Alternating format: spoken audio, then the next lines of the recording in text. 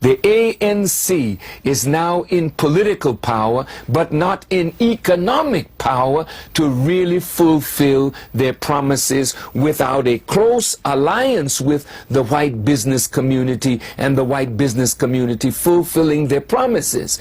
After a while, the crime increases, the violence increases, and the suggestion is it was better under Botha than under Mandela.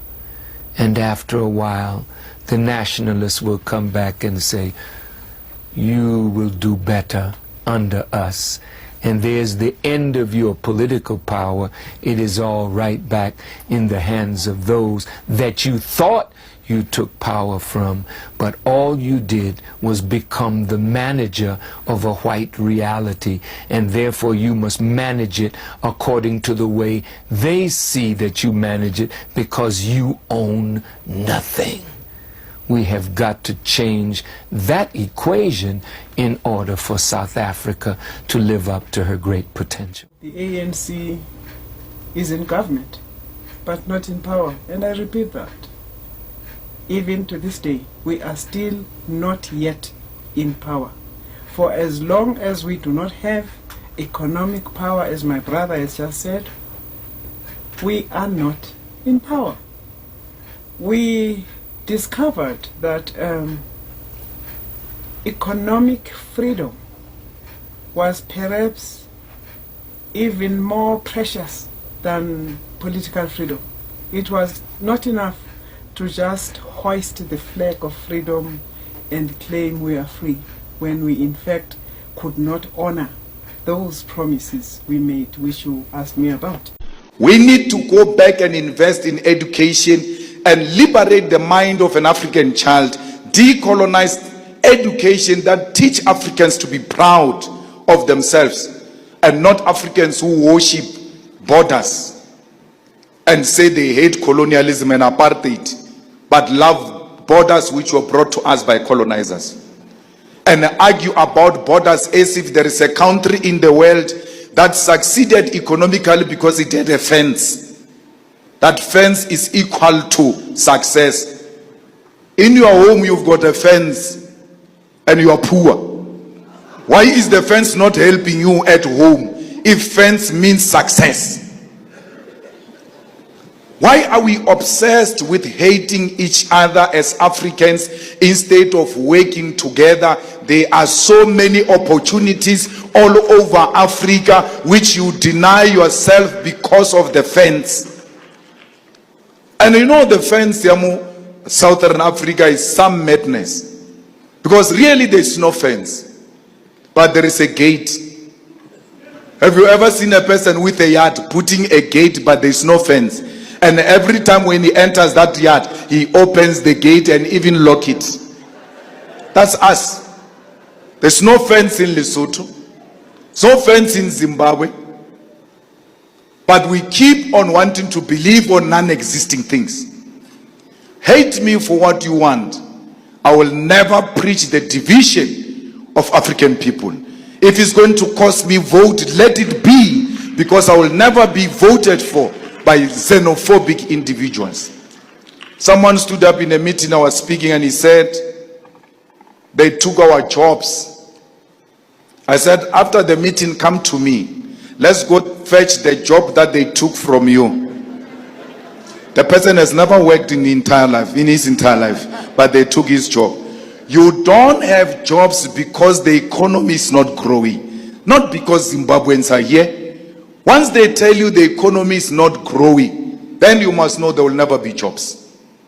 The growing economy shows itself through the creation of jobs. Don't listen to the story of Zimbabweans and Lesotho. Just look at the economic indicators as to whether our economy is growing or not. Julius Malema is not a president of South Africa. Julius Malema is not the president of South Africa, so he is entitled to his own opinion about anything, as much as we ourselves, or all of us, we are entitled to our own opinions. So now, anyone has his own opinion, and we will always differ with our opinions. The same as when you're married to your wife. When you stay with your wife, we are designed differently. We are not the same. The brain of the woman and the brain of a man, they are not the same. And you will always differ with your wife. You will always differ with your husband. There will always be different opinions in that house or in that relationship. So it's the same as the opinions of Julius Malema. He's got his own views, political views, his mindset, his opinion and all that.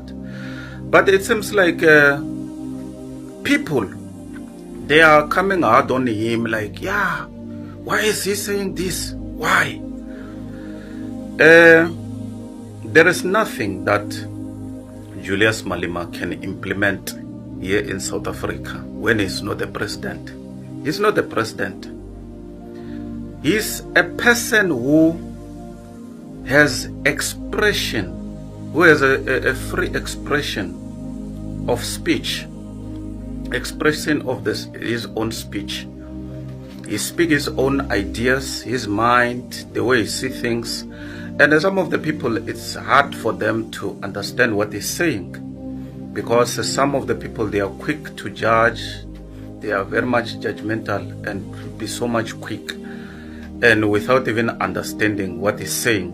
And then people, they run into criticizing, like blaming him. Yeah, why this guy say this? Why? My people, relax. He's not the president of South Africa. So, and any person has got his own views.